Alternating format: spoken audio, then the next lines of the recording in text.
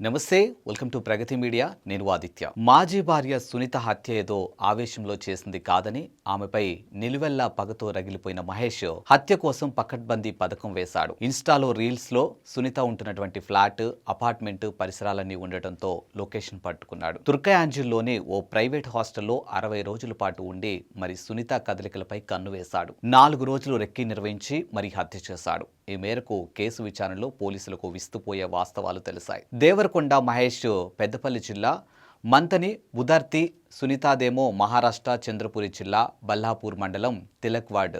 సునీత వాళ్ళ అమ్మ పుట్టినిల్లు కూడా మంతని కావడంతో ఆమె తరచూ అమ్మమ్మ గారింటికి వెళ్లేది. ఈ క్రమంలో 10 ఏళ్ల క్రితం మహేష్ సునీతకు పరిచయం ఏర్పడింది. ఇక బీటెక్ చదివినటువంటి మహేష్ 2019లో ఆస్ట్రేలియా వెళ్లి మాస్టర్స్ చేశాడు. ఆ తర్వాత కెనడాలో కొలువు సంపాదించాడు. 2022లో మహేష్ పెద్దలను ఒప్పించి సునీతను పెళ్లి చేసుకున్నాడు. సునీతకు వీసా రాకపోవడంతో ఆమెను ఇంటి వద్దే ఉంచి తానొక్కడే కెనడా వెళ్లాడు. కొన్నాళ్లకే సునీత మునుపటిలా తనతో మాట్లాడటం లేదని అతడికి అనిపించింది. సునీతకు వీసా మంజూరయ్యాక ఆమెను కెనడా తీసుకెళ్లాడు. కొద్ది రోజులకే అతడికి భార్య ప్రవర్తనపై అనుమానం వచ్చింది. ఇక తరచూ ఆమె ఫోన్లో అదే పనిగా ఇతరులతో మాట్లాడటంతో నిలదీశాడు. ఇది ఇద్దరి మధ్య గొడవలకు దారితీసింది.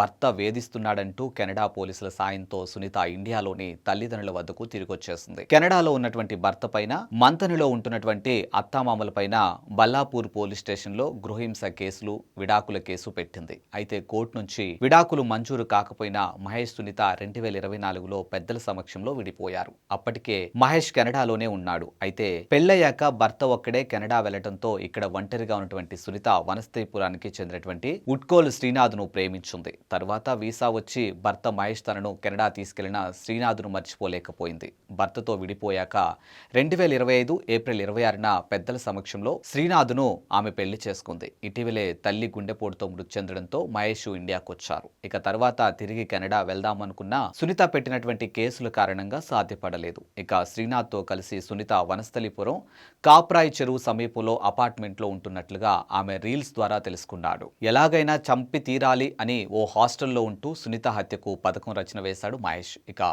తలుపులు బిగించుకుంటే కోసేందుకు గ్రైండర్ కట్టర్ మిషన్, ఇక చైనా కట్టర్ కొన్నాడు. ఆమె కంట్లో కొట్టేందుకు పెప్పర్ స్ప్రే, పొడిచేందుకు గార్డెనింగ్ నైఫ్, స్మాల్ నైఫ్ కొన్నాడు. ఆమెను హత్య చేశాక తాను ఆత్మహత్య చేసుకునేందుకు ఒక క్యాన్ నిండా పెట్రోల్ నింపుకున్నాడు. ఇవన్నీ తీసుకుని ఓ అద్దెకారులో సునీత ఉంటున్నటువంటి అపార్ట్మెంట్కు వెళ్ళాడు. అక్కడ వాచ్మెన్ లేని సమయం చూసి మెట్ల మీదుగా సునీత ఫ్లాట్కు చేరుకున్నాడు. లోపలికి ప్రవేశించి సునీత ముఖంపై పెప్పర్ స్ప్రే కొట్టాడు.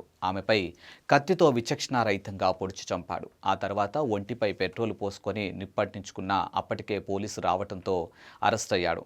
తాను ఏ శిక్షకైనా సిద్ధమని, చావటానికి కూడా వెనుకాడనని పోలీసుల విచారణలో మహేష్ స్పష్టం చేసినట్లుగా తెలిసింది.